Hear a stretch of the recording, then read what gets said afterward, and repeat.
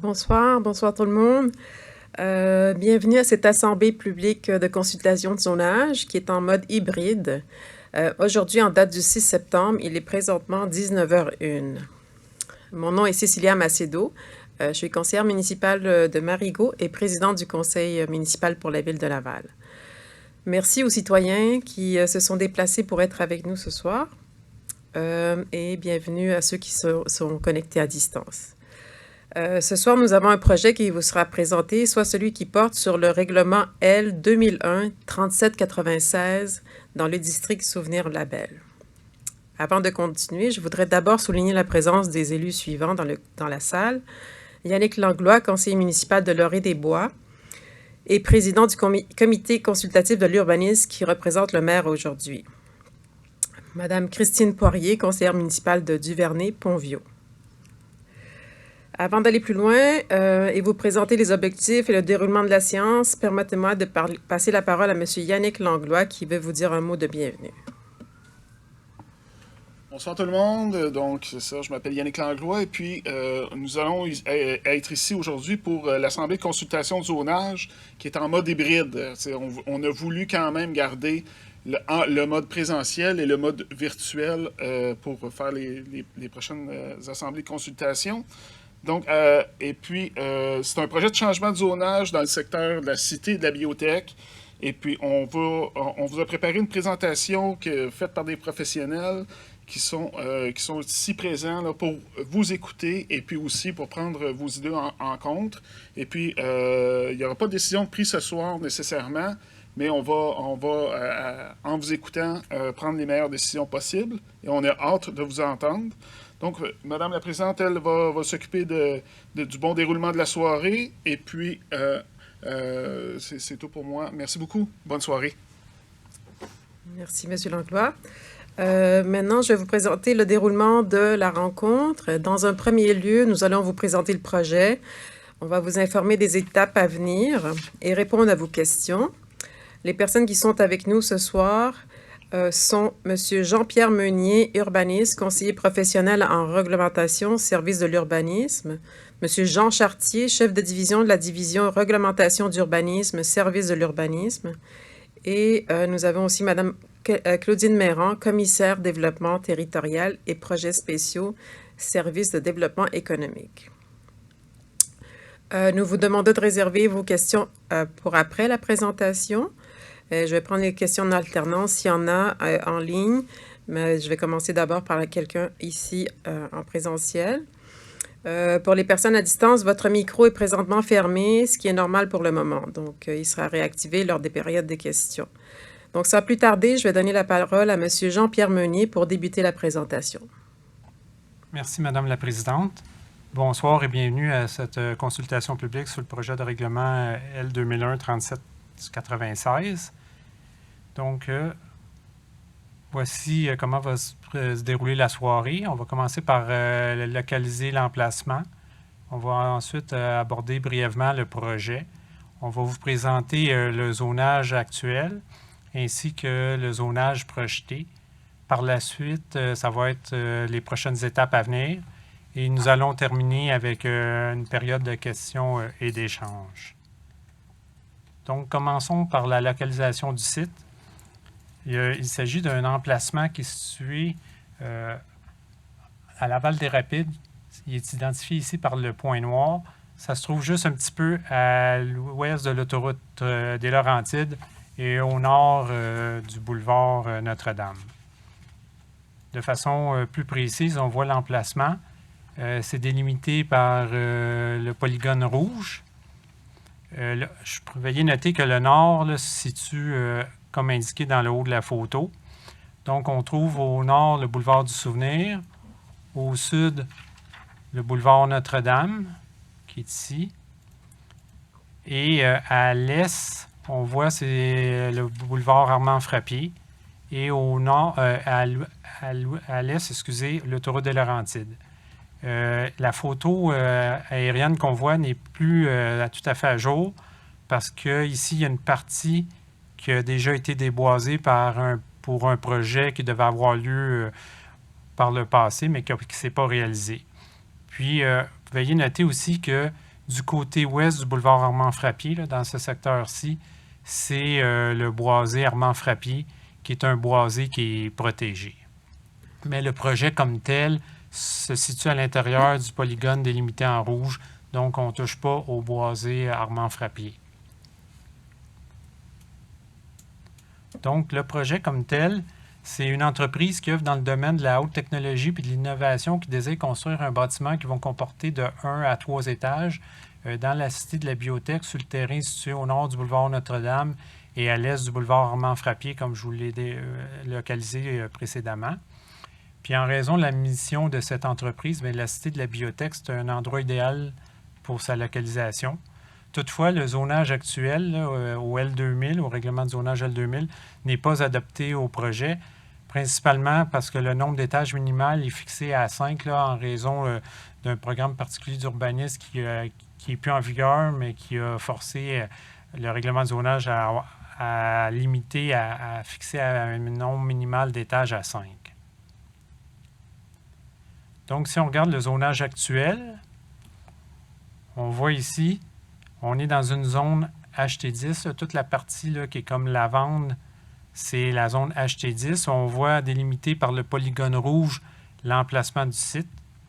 Les usages qui sont autorisés dans la zone HT10, ce sont les centres universitaires, les entreprises de haute technologie, centres de recherche reliés à la haute technologie, ainsi que leur siège social, les stationnements étagés comme usage principal, ainsi que les édifices publics, sauf les habitations de personnes âgées et les bureaux professionnels de l'usage commerce 1. Il y a des dispositions particulières qui s'appliquent à la zone HT10. Les principales sont que, comme je l'ai dit, la hauteur minimale d'un bâtiment principal doit être de 5 étages. On permet aussi une réduction du nombre de cases de stationnement de 25 % et on exige aussi qu'il y ait 40 % des cases qui doivent être intérieures. Donc, je vais vous présenter maintenant ce qui est proposé comme zonage avec ce projet d'amendement. Pour débuter, on va regarder un peu au niveau de la planification du territoire. En ce qui concerne le schéma d'aménagement et de développement révisé de la Ville de Laval, on se retrouve dans une affectation haute technologie et innovation. Puis le projet est compatible avec la fonction dominante établissement de recherche, de développement et de fabrication à caractère scientifique ou technologique. Puis l'usage projeté, c'est aussi conforme au futur code de l'urbanisme parce qu'on va se retrouver dans un type de milieu ZH qui est de la haute technologie. Au niveau de l'opportunité, c'est un emplacement idéal pour une entreprise de haute technologie et d'innovation et ça va aussi permettre la consolidation de la cité de la bibliothèque. Au niveau du milieu environnant, au nord et au sud, on trouve des entreprises de haute technologie et de recherche dans le domaine de la santé et de la pharmaceutique. On a aussi un terrain vacant à l'ouest, ainsi que la présence du bois Armand-Frappier, qui est un boisé protégé, comme je vous l'ai montré tout à l'heure sur la photo aérienne. Puis à l'est, on retrouve l'autoroute des Laurentides ainsi qu'un secteur commercial. Donc, je vais vous faire une synthèse du projet de règlement, puis après ça, je vais aller plus dans le détail. Dans le fond, le projet de règlement, ce qu'il vise, c'est agrandir le secteur de la zone HT2-01, qui est la zone grisée. Puis juste pour bien vous faire comprendre, c'est que on remarque, ça ici, c'est la zone HT2-01, et on a plutôt un secteur de zone, parce que la zone HT2 est divisée en 4 secteurs de zone. Donc, ici, c'est le secteur de zone 01. On voit ici, il y a un autre HT2, puis là, on ne voit pas, mais c'est 02, c'est le secteur de zone 02 de la zone HT2. Puis il y a deux autres secteurs de zone plus bas. Ce qu'on vise donc, c'est vraiment d'agrandir le secteur de zone HT2-01 à même une partie de la zone HT10, puis en même temps, ça va agrandir la zone HT2. Puis ça, c'est principalement dû au fait que dans la zone HT10, on exige un minimum de 5 étages, ce qui ne permet pas la réalisation du projet. Donc, au niveau des usages projetés, la zone HT2 et le secteur de zone HT2-01 permet les mêmes usages que la zone HT10. Donc, il n'y a aucun changement à ce niveau. Puis, il y a des dispositions particulières qui vont s'appliquer. qui proviennent soit de la zone HT2, comme par exemple l'emprise au sol minimale du bâtiment par rapport au terrain est de 13 %. Ça, c'est une disposition qu'on trouve pour la zone HT2. Et il y a le nombre minimal d'étages est fixé à 1. C'est une disposition qui provient du secteur de zone HT2-01. Donc, les prochaines étapes, il va y avoir adoption du second projet de règlement le 8 septembre 2022, donc c'est dans 2 jours. Suite à l'adoption du second projet de règlement, il va y avoir une période qui va prendre fin le 20 septembre, une période durant laquelle ça va être possible de faire une demande d'approbation référendaire. Par la suite, s'il n'y a pas de demande d'approbation référendaire, il va y avoir adoption du règlement le 22 septembre 2022. Ce sera suivi ensuite d'une période où ça va être possible de faire une demande de conformité à la Commission municipale du Québec pour que celle-ci valide la conformité du projet de règlement avec le schéma d'aménagement et de développement révisé. Cette période-là prend fin le 11 octobre 2022. Et s'il n'y a aucune demande qui est déposée à la Commission municipale du Québec, bien, le règlement va entrer en vigueur le 12 octobre. Demande d'approbation référendaire, c'est possible d'en déposer une qui concerne la seule disposition du projet de règlement L 2001-3796, soit l'agrandissement du secteur de zone HT2-01 et de la zone HT2 à même une partie de la zone HT10. C'est la seule disposition qu'on retrouve dans le projet de règlement L 2001-3796. Puis les personnes qui peuvent déposer une demande d'approbation référendaire, ce sont des personnes habiles à voter qui proviennent soit de la zone concernée, qui est la zone en gris foncé, qui est la zone HT10, et ça peut aussi provenir des zones qu'on appelle contiguës, qui sont soit la zone HT5 ici, la zone CV 71, la zone CV 72, la zone RX10, la zone HT2, la zone PA66 qui est ici, la zone HT3, la zone PA151 et la zone HT9. Pour la demande d'approbation référendaire, pour tous les détails concernant la procédure, vous pouvez contacter le service du greffe. Les coordonnées du service du greffe sont disponibles sur le site Internet de la Ville de Laval à laval.ca. Puis aussi, vous pouvez aller consulter le plan de la zone concernée, des zones contiguës qu'on vient de voir, en allant sur le portail de la Ville de Laval, à laval.ca, et en tapant dans l'outil de recherche « Assemblée publique sur le zonage », ça va vous amener au plan qu'on vient de voir.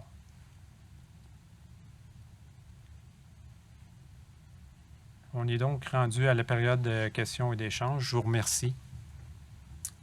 Merci, M. Meunier. Donc, nous sommes effectivement rendus à la période des questions des citoyens.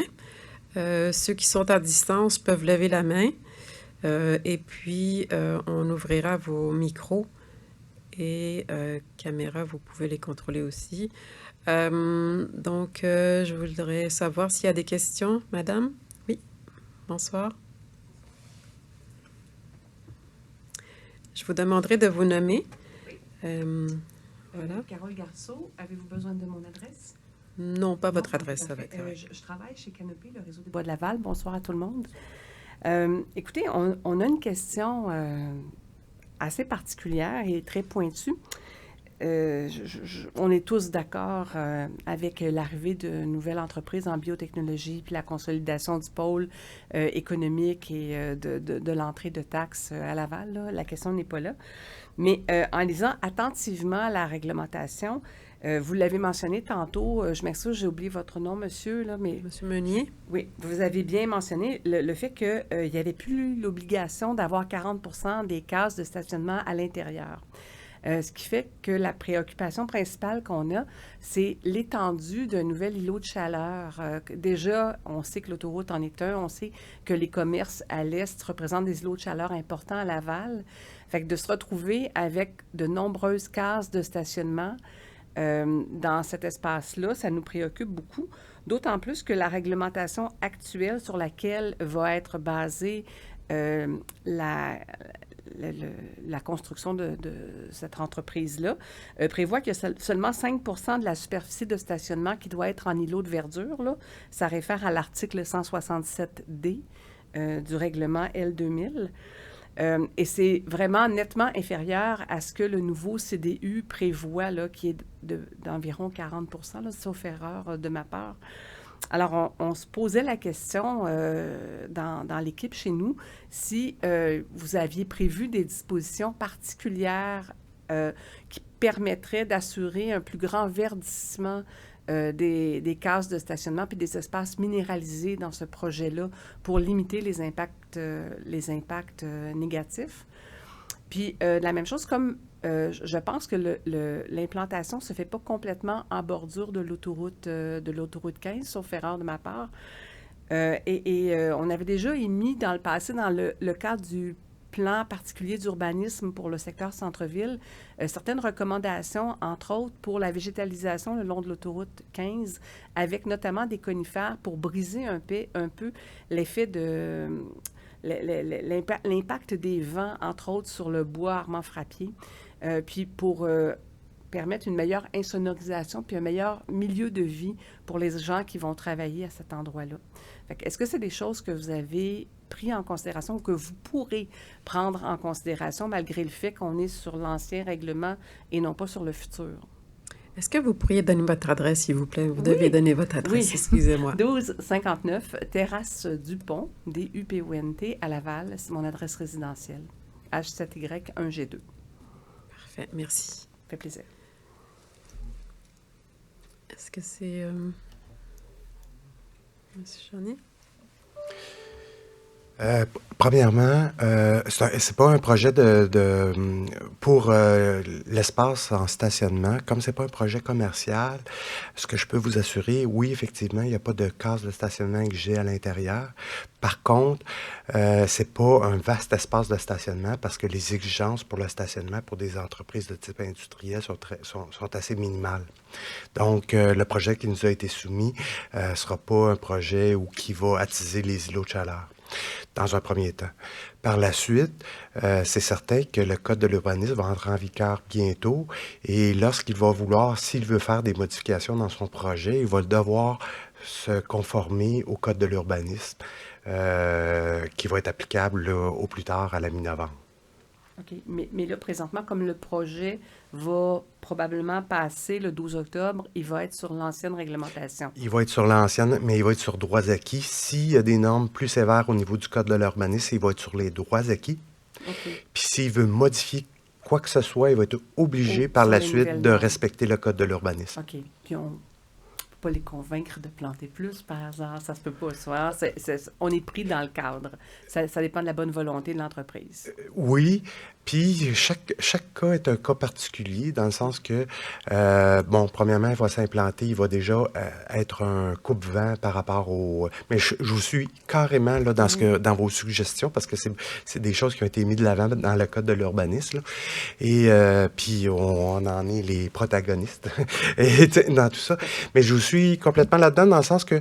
Mais que là, dans ce cas-ci, comme il y avait des délais assez restreints, c'est pas quelque chose qui a été exigé pour la première phase. Par contre, les autres phases, ils vont devoir respecter le Code de l'urbanisme. Donc, les plantations qui vont avec, s'il y a des modifications au stationnement, ils vont être obligés de le respecter. Là.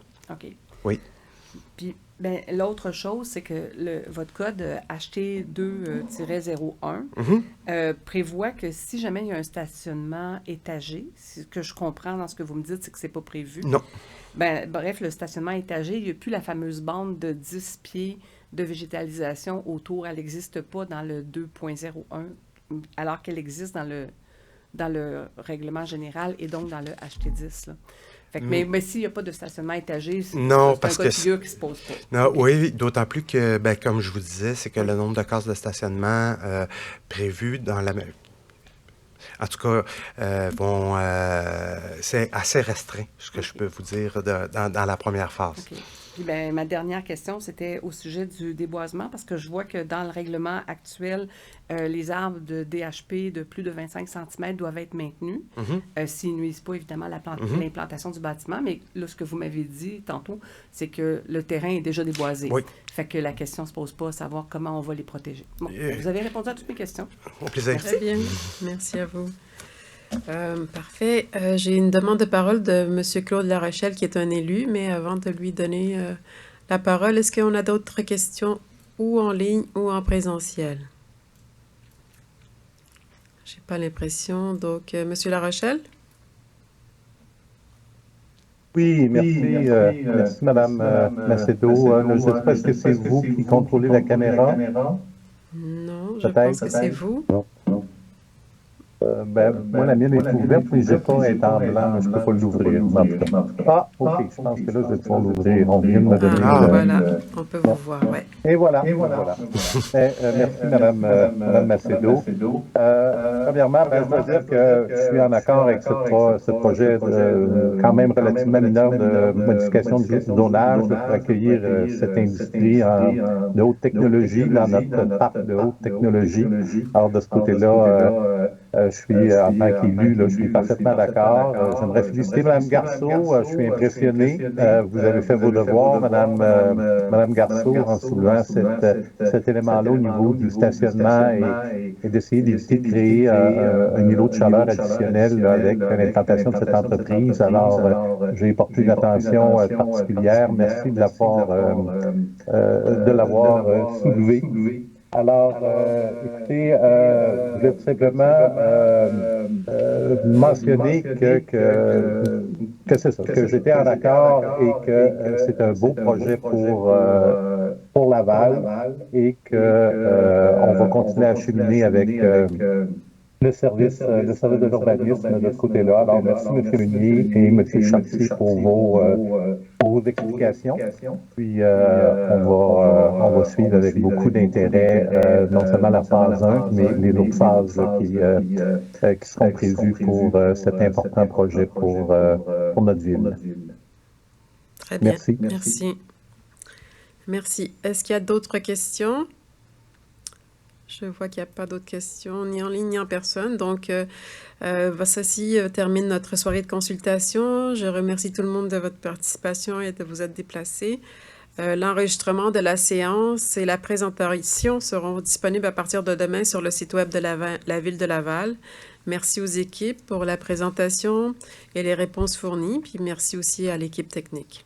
Donc, bonne soirée à tous et à toutes. Merci. À la prochaine.